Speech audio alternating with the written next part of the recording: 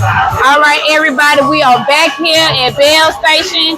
We here every Monday night for industry night. Doors open at 9. We get the party started at 10. I am here again with another guest. This is Mr. Trey. And Mr. Trey, I just met him networking like I do. Y'all know I'm always networking at another industry night.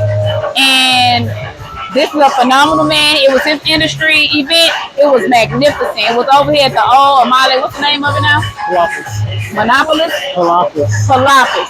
I'm going to forget it. I'm going to tell y'all right now. I forgot the name already. So, but Mr. Trey was amazing, and I wanted to bring him on because I wanted to get to know him a little bit more and figure out what's on his agenda, and then for him to find out about my agenda and figure out how we can cross agendas, if that's the thing. Yeah.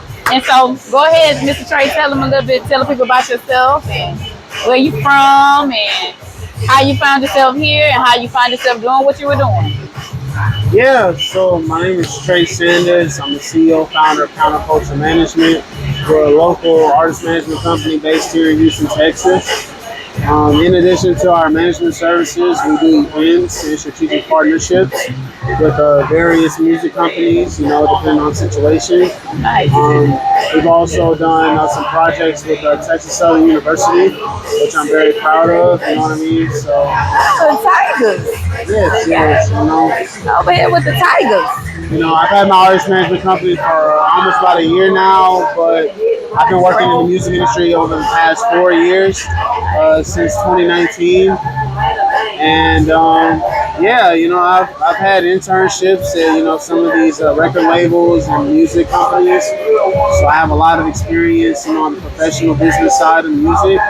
And I wanted to take what I learned and apply it to my own company and fill the needs that a lot of these bigger established companies aren't filling. Love it. So tell us what kind of got you started in the music industry. What drove you there? Yeah, so I first knew that I wanted to pursue music. It's a story, actually. I was in a health class, right? Okay. High school. I was like a sophomore.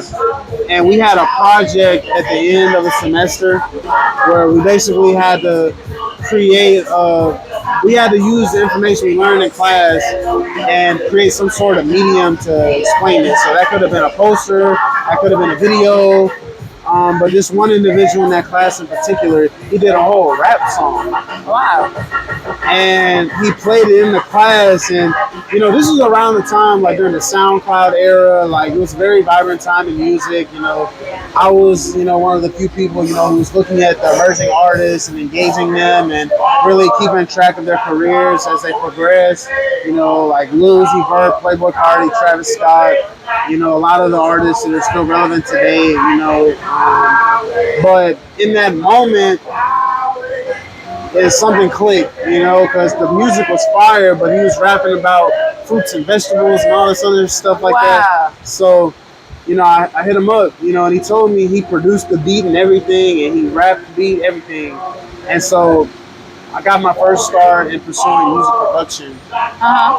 So, I got FL Studio and, a couple of plugins, and I spent like 2 years all the way up until I was a senior in high school learning how to work FL Studio and whatnot, which is still a skill that I possess today, but it more so helps me with, my artists and working with engineers and stuff like that, since I was able to get that experience. Right. When I was in high school, I wanted to be a producer, but I didn't want to major in music production because it was just limiting me to music production. Okay. I wanted to major in music business so it could give me different avenues so I could work anywhere I wanted to. I love that. Music business. But that is a real good thing to get started and get into that whole, other side of music, because I think a lot of people don't tend to notice that part. And so everybody wants to be in the glitz and glamour, want to be the artist and the one on stage, but there's a lot that you can, I'm sure, very lucrative on the business side of the music industry. So it's very impressive that you even went that route. So,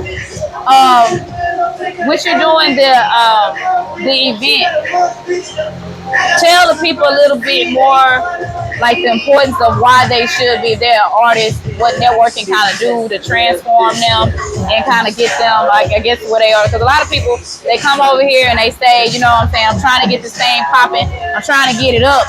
But I feel like something as small as networking, which is not to me, it's not very small, is kind of what kind of offsets it. So tell them how, I guess, networking has helped you, or if you have any advice on or why it's important.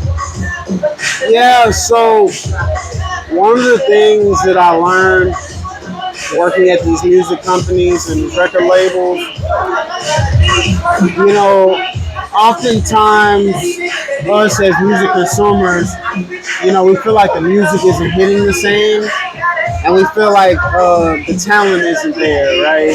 Yeah, yeah. And we just feel like the music is just declining because the talent isn't there.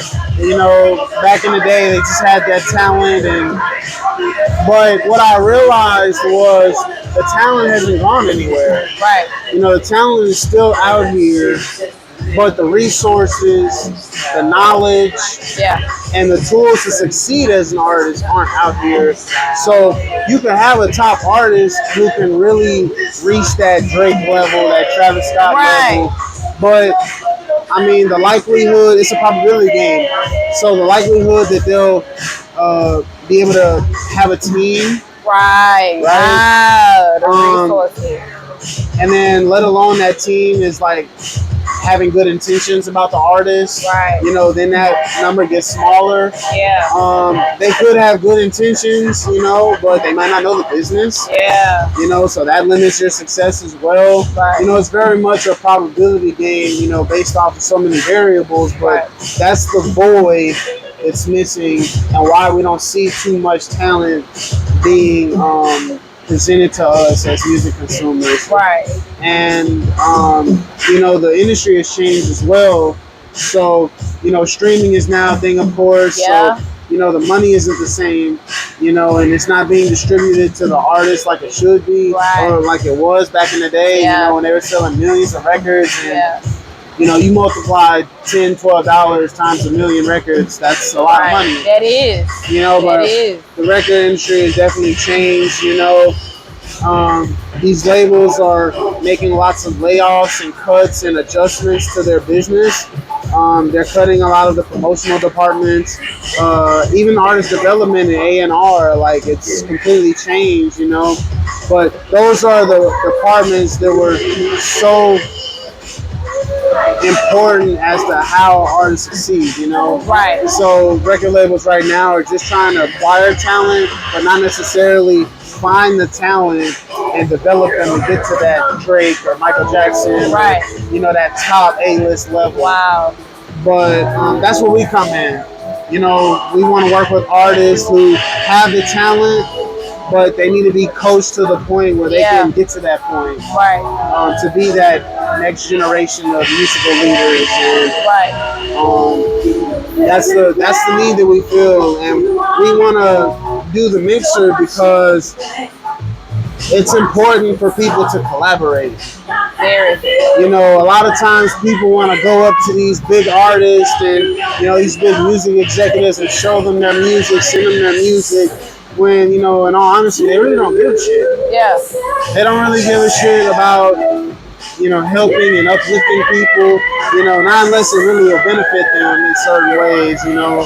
And it's really hard to really lock in, even for me, you know, with my, you know, professional background in music and, you know, all of the different things that I've done, it's been very difficult for me to lock in with, you know, some of the heavy hitters in the industry, you know. So I want people to realize that you have to build leverage. You have to build your own buzz. And the best way to do that is to be connected to other individuals on your level who you can work with. You know, you might be an artist and there might be a producer in your city that you should be working with who's willing to work with you for free, you know, and you don't have to compensate them or whatever just because, you know, it's off the strength of the relationship. Right. And in those situations, y'all can put out music and it'll go crazy.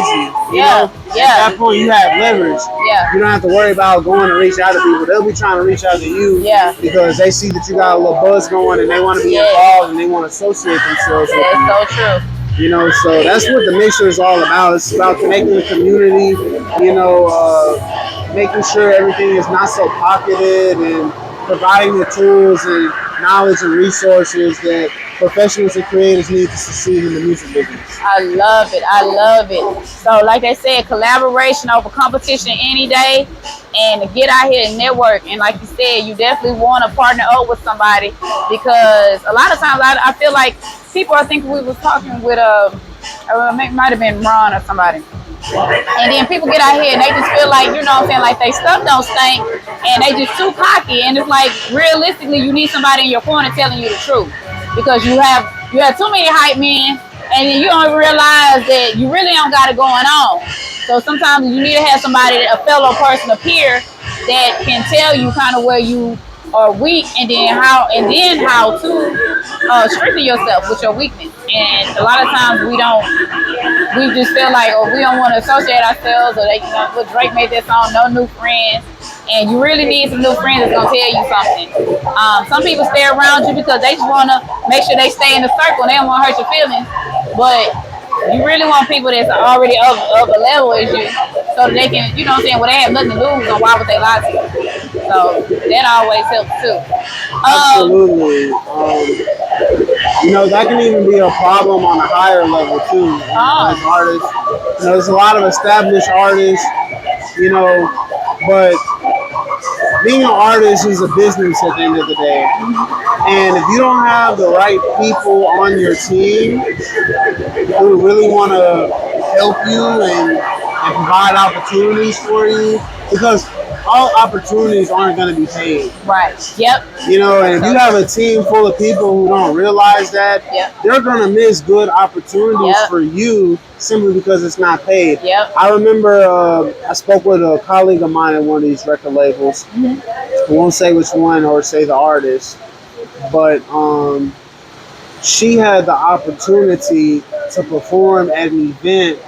It was either at an event or walking out with one of the teams for the Super Bowl. Okay. And I mean, the Super Bowl is like one of the biggest events ever. Yep. Annually. Yep. But the halftime show performers, they don't get paid. Yeah. So when this opportunity presented itself to this particular artist, it wasn't paid. However, she normally gets booked for around $150,000. Okay. And they weren't willing to pay that fee, and so she skipped out on that opportunity. Wow. And it's like, I understand you want to get paid and whatnot, but you're on that level where you're going to get paid regardless. Yeah. This is an opportunity that could have really changed the trajectory of your career, but you missed out on it because it wasn't paid. And, I think that situation was good because that opportunity made it to the artist directly. Yeah. But if you have people around you on that level, you're kind of depending on them to bring you the opportunities, and it's not paid and they don't want to bring it to you, you could be missing out on some great things. Yes. Yes. That could change your whole entire life. Like, I know with my thing, we try to do a lot of things with record labels and music companies and artists, with our HBCU, Texas Southern University.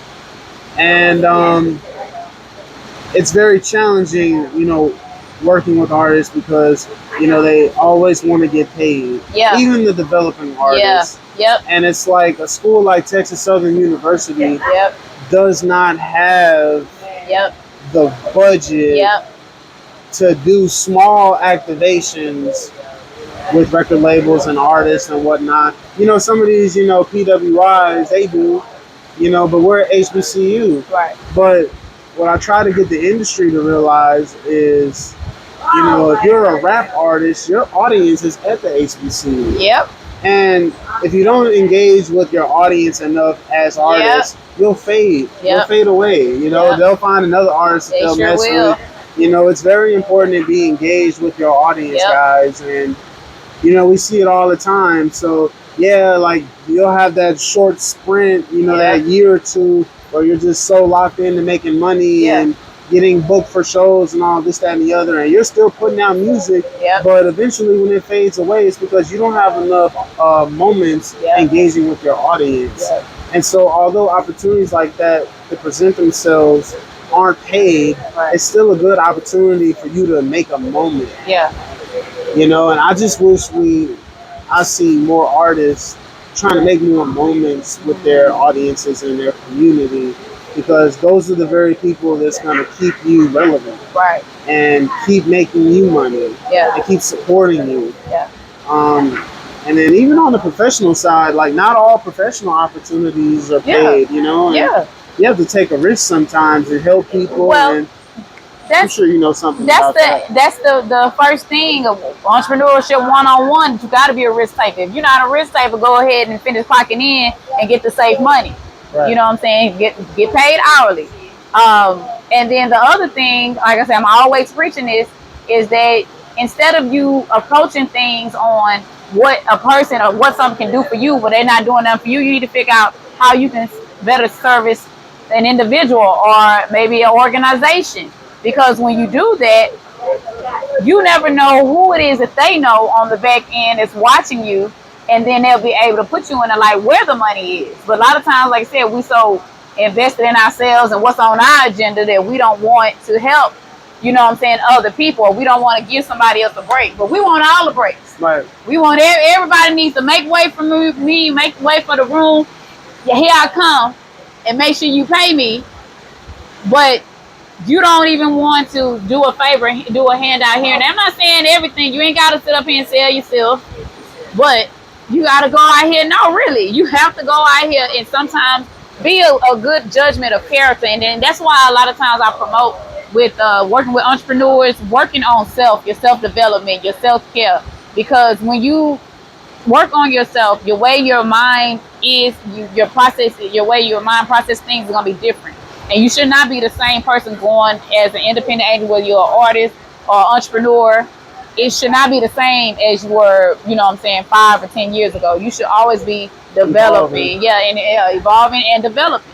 Absolutely. And so when you do that, then you can kind of foresee certain situations and say, you know what, this time, no, you don't have to pay me. I'm going to come and I'm going to do this for you. And then, like I said, that might put you in a room where somebody might see you, and where you could have made $100,000, somebody in that room probably gonna pay you $1 million, because they might think that you set up and they did pay you this $100,000, and now you over here in front of what was Rihanna doing, dancing in front of the Dubai people for their wedding. You don't even know.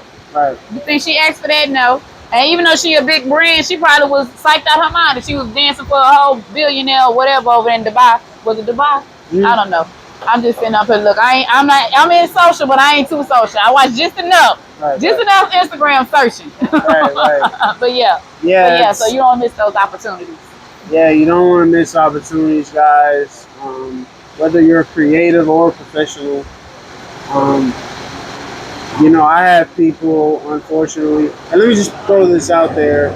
You know, you need to have friends if you're an entrepreneur. Yes. You need to have friends, because you need to have people who's looking out for you, and protecting you, honestly, you know, because it's a cutthroat game out here. It is. You know, being an entrepreneur, especially in music, and if you don't have enough people around you who have your best interests at heart, you'll get eaten alive, man. And all the way. You know, you can't always just look at everything so transactional. You always, you know, you have to find ways that you can help other people, and you know, ways that they can help you, and y'all can come up together. Because when you come up together, that's what it's all about. You know, you want to be on that level where, you know, one day y'all can look back and it's like, damn, you remember when we was working at such and such together, and that's how we met. You want to have those stories. You know what I mean? And now y'all big CEOs, of, you know, $1 million companies, and you know, if your business is struggling and you have $1 million company, you can hit up one of your other friends, you know, who has $1 million company. But it's not because you got to that point because you had someone higher lift you up to that point. Y'all literally came up and worked your way up together. So a lot of these people, guys, you know, that you see that have all of these wealthy friends, you know, and they're wealthy too, a lot of the times they came up in it together. And it's not that, oh, they just met a a millionaire mentor or a billionaire mentor, and they just kind of coached them up to that point, and still they're friends, and that's how they met. Guys, that doesn't happen often. Like that, I would say less than 1% of encounters when people like that happen like that, and it turns out that way. Yeah. But you know, the best thing that you could do is just collaborate, you know, and understand each other's vision and try to help each other get there and reach that point. That's it. Know? That's it. And always remember, your net worth is your net worth. Absolutely. And so, like as he was saying before, just to touch bases on that, you might be a millionaire today and lose it all tomorrow. You don't ever know what happens. But if you had, like I said, a good circle of friends, you'll get it back. Right. It'll come back to you. But when you don't have nobody else and nobody you can reach, all them business partnerships and stuff, you won't have it. Right. So you make sure you treat people right. Like I said, stop worrying about what somebody can do for you and how you can help somebody else, because when it is that time in need, but you need that person, they're gonna be right there for you. Right. And you just never know when that's gonna come. So a lot of people, they work for themselves, and they'll get all the way up and then get up there and be ha, look at y'all down there. And then when they lose it, they be ones like, y'all don't feel bad for me. And it's like, well, were you feeling bad for us when you were, and they don't have nobody. And those really, when they say it's lonely at the top, it is really lonely at the top. And you really want to have that sympathy for those people that are up there. You want to be at the top with people that surround you, and then the people that don't want anything from you, they're just there with you because they want to celebrate you. You want to make sure that, when you're on that level, on that hilltop, you have people up there with you, man. Yeah. Because, I'll be honest, like, I have had trouble interacting with people on that level simply because they just live a different life than I do. Yeah. They're not relatable to me, and what do you talk about? If Michael Jordan walks in here, how would you have a conversation with a man like that? How would you have a conversation with someone like Michael Jordan? Like, I didn't play basketball. I'm pretty sure that, if Michael Jordan did walk in the room, the first thing you, I guess, wouldn't want to do is talk about basketball. Yeah, exactly. He's probably tired of basketball. Because he's like, come on, man. Like, really? Like, not unless you want to be a fan, but I don't like being a fan when I interact with people like that. Yeah. I'm actually genuinely interested in, like, befriending them and having an actual intellectual conversation. Yes. We can take away something from the conversation.